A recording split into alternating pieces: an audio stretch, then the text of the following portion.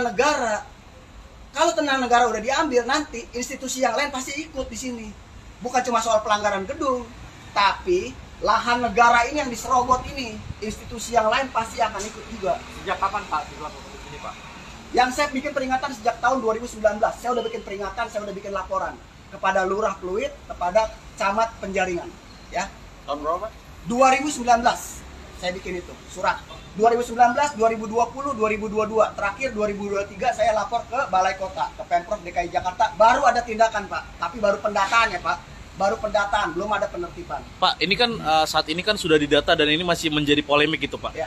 40 ruko ini masih beroperasi Pak? Masih, semua tiap hari ini masih bisa, masih beroperasi. Semua rata-rata di sini restoran, kantor, kafe, rata-rata begitu. Semua masih buka, meskipun Masih ada berfungsi. kendala seperti ini masih berfungsi. buka ya? Bahkan perlu saya kasih tekanan lagi ya, karena ada pembiaran, sekarang bukan cuma satu lantai. Di tengah situ nomor 13 dan 14 dibikin 2 lantai, di atas saluran air dan bahu jalan.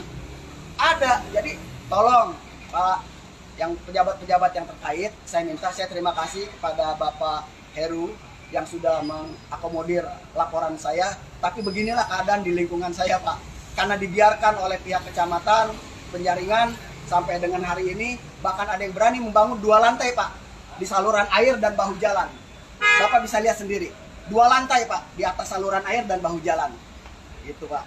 Pak, untuk pemilik usaha ini Bapak udah ketemuin ini untuk saat ini? Satu-satu saya udah pernah sampaikan bahwa ini pelanggaran. Surat sudah saya kirim. Kalau sekarang ini Pak, orangnya Sekarang ada ini atau enggak? kepentingannya udah pihak dari kelurahan dan kecamatan. Karena berdasarkan laporan saya, tindak lanjutnya langsung dari pihak kelurahan dan kecamatan. Tanggapan mereka apa Pak? Tanggapan mereka, ya saya nggak tahu, tapi yang baru menyadar diri baru 1 ruko Pak. Yang dari pihak kelurahan atau kecamatan Pak? Tidak ada komentar apa-apa dan dia hanya mendata. Saya tanya untuk apa kepentingannya? Oh, mendata gitu aja. Tidak ada tindak lanjutnya apa, saya belum dapat penjelasannya seperti itu. Pak, sekali lagi ditunjukkan Pak, mana Pak saluran air yang diserobot Pak? Saluran air adalah ini Pak, ya.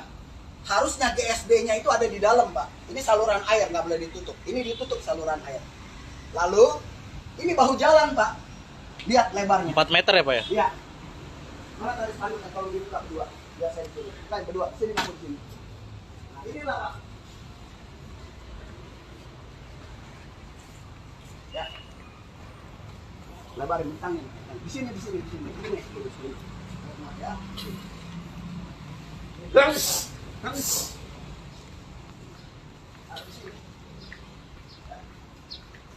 Ya, Tribuners, inilah Ketua RT 11 RW 13 Pluit Ya.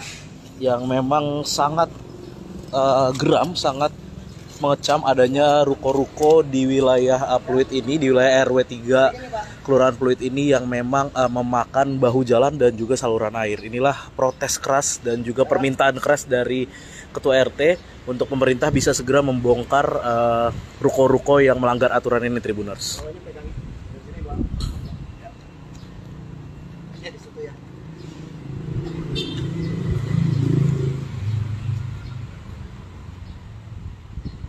Ya.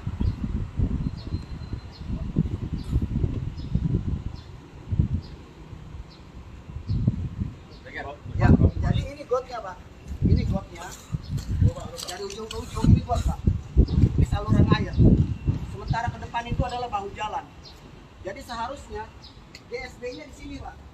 Ini GSB. Ini GSB buat parkir dia udah makan. Ini saluran air. Dari ujung ke ujung ini saluran air. Ini udah ditutup saluran airnya. Kita lihat Pak saluran air. Ini bahu jalan. Bahu jalan dimakan. Nah inilah kondisi bahu jalan. Jadi kalau diperhatikan Pak, saya di belakangnya Pak ya. Saya ini sekarang berada di bahu jalan Pak. Ini bahu jalan yang digunakan untuk bangunan dan tempat usaha Pak. Apakah ini dibenarkan ya? Saya pertanyakan ini kepada pejabat-pejabat terkait nih. Boleh nggak bangunan begini Pak? Ini bahu jalan dipakai begini. Selebar ini loh Pak. Ini saluran airnya. Siap. Ya. Ini bahu jalan Pak. Dibangun gedung seperti ini. Kira-kira bagaimana Pak? Ya. Pak,